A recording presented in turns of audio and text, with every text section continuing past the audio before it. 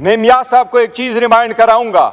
मियाँ साहब, हिस्ट्री में जब से ये ईवान बना है, तीसरी मर्तबा आप इस ईवान में आए, आज पहली मर्तबा बोला है, और आज आपने पाकिस्तान की आजाद अदलिया की ये शेर पढ़ के आपने तौहीन की है। हम इसकी मजम्मत करते हैं। मियाँ साहब बताओ, वकीलों वाला काला कोट काली काटी टाई पहन के क्या सुप्रीम कोर्ट में आप नहीं गए थे? सुप्रीम कोर्ट के सामने खड़े होके मेमोगेट गेट तू नहीं बनवा रहा था? मियाँ साहब बताओ, वो मेमोगेट कमीशन किसने बनवाया था? मियाँ साहब गए थे। वो मियाँ साहब अपने काला कोट काली टाई पहन के मियाँ साहब ने केसरगू किया था, और वो कमीशन वो बनवाया था जिसका सरबराह काजी फायज ईसा था। जनाब स्पीकर, मैं समझता हूं आज पाकिस्तानी आईनी तारीख और आज़ाद अदलिया के लिए एक सियाह दिन है। आज जो तरामीम होनी इस आइन में होने जा रही है, ये वो आइन है जिसके इब्तिदाई अल्फाज यही है कि अदलिया आज़ाद होगा, लेकिन इन तरामीम के पास होने के बाद अदलिया को हमेशा के लिए महकूम बनाया जाएगा। ये कॉन्स्टिट्यूशनल कोर्ट नहीं बनाना चाह रहे जनाब स्पीकर, ये मलक कयूम कोर्ट बनाने जा रहे हैं। जनाब स्पीकर, आज हुकूमत बेंचेस पे बैठे वाले लोगों ने जिस अंदाज में पाकिस्तान की आज़ाद अदलिया को हुकूमत नुमाइंदगान ने तनकीद का निशाना बनाया है, इतनी तनकीद कभी हिस्ट्री में इन लोगों ने इंडिया, मोदी और कलभूषण यादव पे नहीं की, जिन्होंने अपने आज आज़ाद अदलिया पे की है। जनाब स्पीकर, मैं मियाँ साहब को एक चीज रिमाइंड कराऊंगा।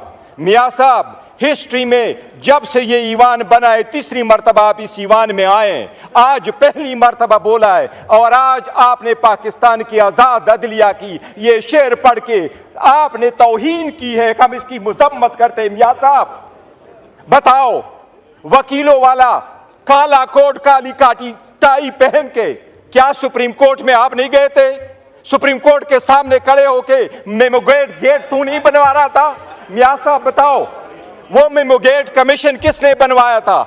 मियाँ साहब गए थे। वो मियाँ साहब अपने काला कोट काली टाई पहन के मियाँ साहब ने केसरगू किया था, और वो कमीशन वो बनवाया था जिसका सरबराह काजी फायज ईसा था। जनाब स्पीकर, बड़े सारे अच्छे जजेस गुजरे हैं, पाकिस्तान के चीफ जस्टिस अच्छे गुजरे हैं, लेकिन इंशाल्लाह काजी फाइसा साहब जाएंगे तो लोग हिस्ट्री लिखेंगे, और हिस्ट्री में जस्टिस मुनीर को लोग भूल जाएंगे। जनाब स्पीकर, सबसे पहले मैं ये कहूं कि मियाँ साहब को भी रिमाइंड कराऊंगा, आज आपने जो अल्फाज अदा किए हैं, आजकल एक और शेर लिख दीजिएगा। आप अपने उन अल्फाज को भी याद रखो जो आज़ाद अदलिया, तो क्या आपके अल्फाज बैनुल अक़वामी अदालत में पाकिस्तान के खिलाफ इस्तेमाल हुए, उसके हक में भी एक शेर लिख दीजिएगा। जनाब स्पीकर, मैं आपको ये कह रहा हूँ, ये अल्फाज ये नहीं है, ये मैं आईन पे आता हूँ। सबसे पहले हमने इस आईन पे मौलाना साहब समेत हुकूमत के साथ किसी एक लफ्ज़ पे भी इत्तेफाक नहीं किया। मैं अभी आपको बताता हूँ जनाब स्पीकर, सबसे पहली बात यह है, आईनी तरीक़ाकार है। आईन में जब अमेंडमेंट हो रही है जनाब स्पीकर, अगर आप कानून साजी करें तो यह आर्टिकल 70 है। आर्टिकल 70 कानून साजी के लिए है, आर्टिकल 80 आपके मनी बिल की कानून साजी के लिए है, और आईन के लिए आपका 239 आर्टिकल है, आपका रूल्स 156 है। जनाब स्पीकर, ये ईवान उस वक्त तक, ये ईवान इस आईन के उस आर्टिकल 239 के मुताबिक, ये ईवान इसके रूल्स 156 के मुताबिक उस वक्त तक आईन में तब्दीली नहीं कर सकती जब तक इसमें जो रिजर्व सीटों की सीटें खाली हैं वो पूरी ना हुई हो, जब तक KPK के 11 सेनेटर्स वहां ना आए हो। ये आईन की खिलाफ वर्जी है। जनाब स्पीकर, मैं ये आपके नोटिस गुजार करा दूं, पाकिस्तान की सुप्रीम कोर्ट में एज ऑफ 16 सितंबर, ये डेटा मैंने सुप्रीम कोर्ट से लिया था, 16 सितंबर को लिया था, जब 15 सितंबर को ये कॉन्स्टिट्यूशनल अमेंडमेंट नहीं कर सके। जनाब स्पीकर, 65,200 केसेस इस वक्त सुप्रीम कोर्ट में पेंडिंग है। 65,200 केसेस में 148 केसेस कॉन्स्टिट्यूशनल है और 28 केसेस वो सो मोटो है। 176 केस की आड़ में ये कॉन्स्टिट्यूशनल कोर्ट बना रहे हैं। जनाब स्पीकर, ये कॉन्स्टिट्यूशनल कोर्ट ऐसे नहीं बना रहे हैं। ये चाह रहे हैं कि ये जिस तरीके से जजेस को महकूम करना चाहते हैं, ये चाहते हैं हर एक अदालत इनके मातहत हो। इसमें हैंड पिक जजेस को ये उठाएंगे। वज़ीर आज़म पहली मरतबा चीफ जस्टिस की तैनाती करेगा, जजेस की वो तैनाती करेगा और उसके साथ रखेगा। जनाब स्पीकर, एक चीज़ रिकॉर्ड पे लाऊं, आपने कमेटी बनाई, इस ईवान की कमेटी में हर पॉलिटिकल पार्टी का नुमाइंदा शामिल था। आपने वो ईवान की कमेटी जब बनाई थी, उससे सबसे पहले ये तजवीज़ उमर अयूब खान साहब की थी, उसमें पार्लियामेंटेरियन का जिक्र था। जनाब स्पीकर, 10 प्रोसीडिंग्स हुई है।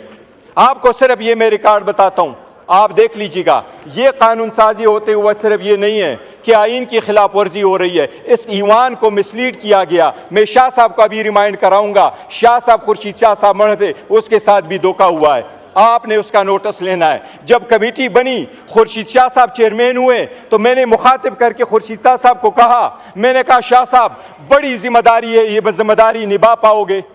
शाह साहब ने जवाब नहीं दिया था।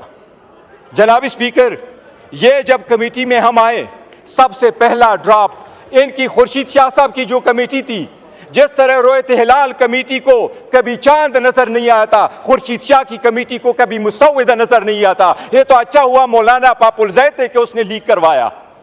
जनाब स्पीकर, ये पहला ड्राफ्ट जब लीक हुआ, मैंने वजीर कानून साहब को कहा आपका ड्राफ्ट लीक हुआ है, क्या ये आपका ड्राफ्ट है? उसने एडमिट नहीं किया। सबसे पहला ड्राफ्ट रिकॉर्ड के मुताबिक जनाब स्पीकर 17 तारीख को हमारे पास आया, 56 आर्टिकल पे मुश्तमिल।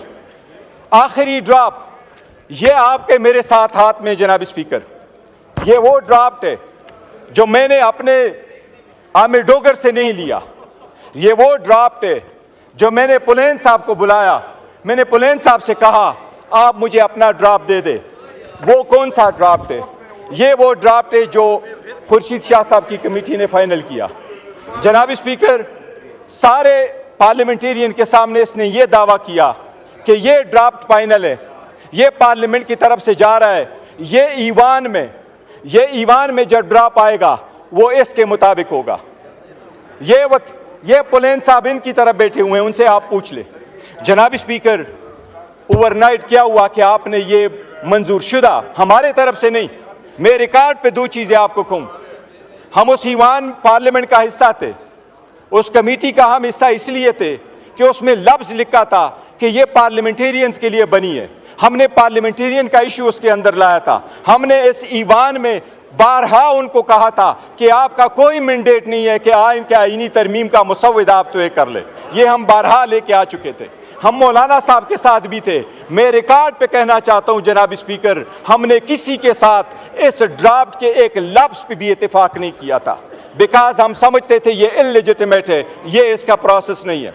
लेकिन जनाब स्पीकर, ये ड्राफ्ट आज आपके सामने वजीर कानून ने रखा, इसको सिर्फ देख ले। ये जो खुर्शीद शाह साहब की कमेटी ने भेजा, इनको कमिट किया, ये फुलेन साहब सामने बैठे हैं कि हमको कहा इसमें से एक लफ्ज नहीं होगा, वो खुर्शीद शाह साहब बैठे हैं कि इसमें से कमी नहीं आएगी। अब मैं आपको ये बता रहा हूं जनाब स्पीकर, ये क्या कर रही है हुकूमत एक चॉकलेट की कोडिट करके अवाम को जहर दे रही है, अदलिया को तकसीम कर रही है, अदलिया को महकूम बना रही है। मैं अभी आपको बताता हूं, ये ड्राफ्ट मंजूर शुदा था। इस ड्राफ्ट में ये लिखा था, पहला लफ्ज देखे, ये देखे, सबसे पहला लफ्ज देखे जनाब स्पीकर, इसमें यह लिखा था कि कमीशन होगा चीफ जस्टिस पे मुश्तमिल और इसमें होंगे 4 सीनियर जजेस। आपने इसको क्यों चेंज किया? यह हुकूमती ड्राफ्ट में क्यों चेंज आया? दूसरी बात, यह कमेटी आपने बनाई जिसमें से जजेस की अपॉइंटमेंट होना था, इनके अल्फाज में आपने तय्युर क्यों डाला, 230 क्यों डाला? आपने दूसरे लफ्ज इसमें लिखा जनाब स्पीकर, ये आपके सामने गोशगुजार कराता हूं, ये कमेटी के सीनियर जजेस को किसने चेंज किया? ये चौथा आपके सामने लेके आ जाता हूं जनाब स्पीकर, कमेटी ने कोई भी इस बात पे इत्तेफाक नहीं किया था, कमेटी में कोई भी आर्टिकल 202A नहीं था, कमेटी ने कोई अप्रूवल नहीं दी थी, कमेटी ने कभी नहीं कंसिडर किया था कि हाई कोर्ट के लेवल पे भी कॉन्स्टिट्यूशनल बेंचेस होंगे। जनाब स्पीकर, ये आपने की कॉन्स्टिट्यूशन कमेटी थी, ये खुर्शीद शाह साहब ने नोट भेजा था, ये ईवान के साथ भी फ्रॉड हुआ है, जो ऐसा ड्राफ्ट आया है जो ईवान ने नहीं भेजा। जनाब स्पीकर, मैं 3 चीज़ों का अर्ज करता हूँ जी। ये आदलिया पे अटैक है। बस काइंडली वाइंड अप कीजिए। जनाब स्पीकर, मैं कंप्लीट करता हूँ। जनाब स्पीकर, मैं आर्टिकल 175 का जो जनाब स्पीकर आपको एक अर्ज कर रहा हूँ। एक चीज जनाब स्पीकर, लीडर को बुलाएं जी। जनाब स्पीकर, अभी चीफ जस्टिस का जब इंतखाब होगा उसमें 8 एमएनए शामिल होंगे और इसमें 4 सेनेटर शामिल होंगे। जनाब स्पीकर, जब बाकी तौर पे हम अपॉइंट करते हैं जजेस को तो उसमें अपोजिशन और गवर्नमेंट के एक जैसे नुमाइंदे होते हैं। आपने इसमें प्रोपोर्शनेट रिस्पांस, आपने प्रोपोर्शनेट रिप्रेजेंटेशन क्यों प्रोवाइड किया? इसका मतलब यह कि जो कमेटी होगी वो ज़्यादा तादाद हुकूमत की होगी, चाहे वो सेनेट है चाहे वो कौमी असम्बली है। इनका मतलब यह कि ये खुद बनाएंगे, ये कॉन्स्टिट्यूशनल कोर्ट के बेंचेस ये खुद बनाएंगे, जजेस की अपॉइंटमेंट ये खुद करेंगे, चीफ जस्टिस का अपॉइंटमेंट भी ये वज़ीर आज़म खुद करेगा। जनाब स्पीकर, ये अदलिया की आज़ादी के खिलाफ सबसे बड़ा कदगन है। इसी तरह आर्टिकल 199 में जो कॉन्स्टिट्यूशनल केस प्रोवाइड किया है, वाइंड अप कीजिए। जनाब स्पीकर, एक मिनट में कंक्लूड करूँ। जनाब स्पीकर, इसी तरह आर्टिकल 191 में जो आप कॉन्स्टिट्यूशनल बेंच प्रोवाइड कर रहे हैं, जनाब स्पीकर, कोई भी अदलिया में ये कभी नहीं हुआ कि सुप्रीम कोर्ट तो केस के फैसले करे लेकिन उसके लिए बेंचेस कोई और बनाए। सुप्रीम कोर्ट अदालत अदलिया कब होगी अगर उसके लिए बेंचेस कोई और बना रहा है? हाई कोर्ट में ये बर्डन कैसे होगा अगर उसके लिए बेंचेस आप ही बना ले? और जजेस आज़ाद कैसे होंगे अगर उसमें से गैर जजेस की तादाद आप ज़्यादा करके कर ले? 18वीं तरमीम इसलिए नहीं ख़त्म हुई थी, इसलिए ख़त्म नहीं हुई थी कि अदलिया ने यह कहा था कि ईवान कानून साजी नहीं कर सकती। अदलिया ने इसलिए ख़त्म किया था कि जजेस की तादाद कम कर दी थी। वो तो 9 मेंबर बेंच पे मुश्तमिल था जिसमें 5 जजेस थे, अभी 4 जजेस थे और 3 नॉन जजेस थे। अभी तो आपने उसमें 5 जजेस और 8 नॉन जजेस कर लिया। जनाब स्पीकर, हम समझते हैं ये सब के सब आज़ाद अदलिया के खिलाफ इनका एक पहले ये सुप्रीम कोर्ट पे अटैक करते रहे, आज पूरे अदालती निज़ाम पे इन्होंने अटैक किया है। हम समझते हैं ये कानून के खिलाफ वर्जी। जनाब speaker, thank you very much. Thank you ji.